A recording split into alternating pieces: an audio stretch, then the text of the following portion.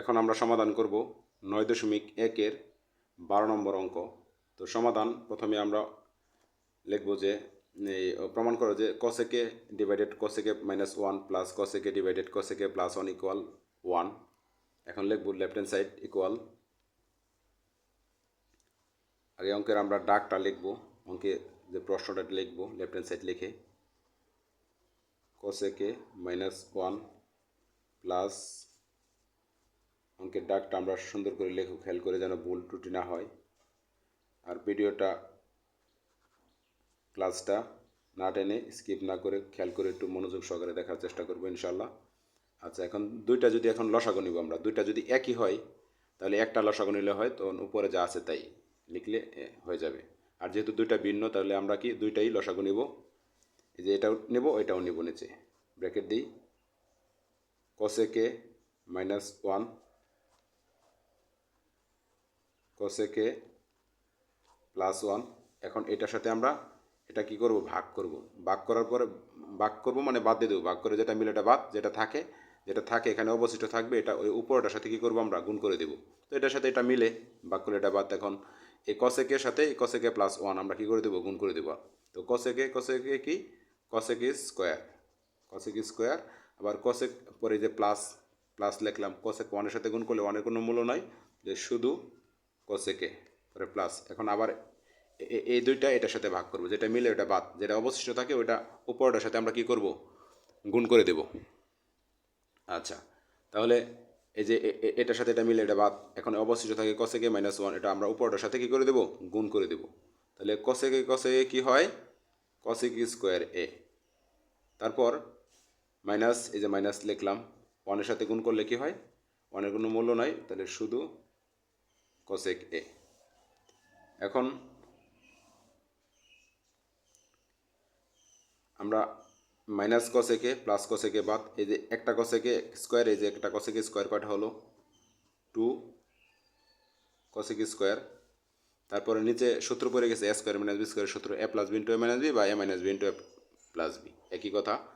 তো কসেক হচ্ছে এ, cosec square এ minus 1 হচ্ছে বি, মানে 1-এর উপরে স্কোয়ার আছে, না দিলে বেটার, 1-এর স্কোয়ার দিলে কোনো লাভ নেই। তো এ স্কোয়ার মাইনাস বি স্কোয়ার সূত্র পড়ছে এটা, এ স্কোয়ার মাইনাস, এই যে এ স্কোয়ার মাইনাস বি স্কোয়ার সূত্র কি, এ প্লাস বি ইন্টু এ মাইনাস বি বা এ মাইনাস বি ইন্টু এ প্লাস বি, একটা লিখলেই হয়। তো সমস্যা না, একটু খেয়াল করে বোঝার চেষ্টা করবো ইনশাল্লাহ। তো উপরে যা আছে তাই লিখব 2 কসেক স্কোয়ার এ, আর কসেক স্কোয়ার নিচে কসেক স্কোয়ার মাইনাস 1 মানে কি কট স্কোয়ার এ। আচ্ছা, এখন আমরা একটু খেয়াল করি, এই যে উপরে 2 এখানে 2 লিখলাম, আর এই কসেকের সূত্র কি 1/sin, সাইন স্কোয়ার এ, আর সাইনের সম কি 1/কসেক।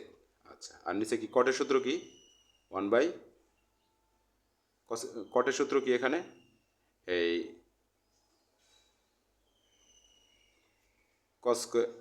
কজে বাই সাইনে, যেহেতু স্কোয়ার আছে এই জন্য কি আমরা দিলাম স্কোয়ারটা দিলাম, মানে কটের সূত্র হচ্ছে উপরে কস নিচে সাইন।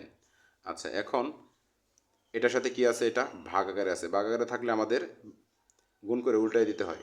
তো 2 1 সাইন স্কোয়ারে, মানে এটা এই যে উপরে যা আছে আমরা তাই লিখলাম, এখন এই যে ভাগ চিহ্ন গুণ চিহ্ন, তখন গুণ করে উল্টাই দিলে নিচেটা উপরে চলে যাবে, উপরটা নিচে চলে আসবে। তো সাইন স্কোয়ার কি উপরে চলে গেছে, আর কস স্কোয়ার নিচে চলে আসছে। তাহলে এই যে উপরে সাইন স্কোয়ার নিচে সাইন স্কোয়ার, উপরে নিচে কাটাকাটি মিলে গেলে বাদ। তো এখানে কি আছে 2, তারপরে উপরে 1, নিচে কি শুধু কস স্কোয়ার, কস স্কোয়ার। আচ্ছা, এখন এই 2 তো 1 প্লাস 1 ডিভাইডেড কস স্কোয়ার মানে কি সেক স্কোয়ার, এটা আমাদের রাইট হ্যান্ড সাইড। সুতরাং লেফট হ্যান্ড সাইড সমান right hand side, left hand side সমান রাইট হ্যান্ড সাইড প্রমাণিত।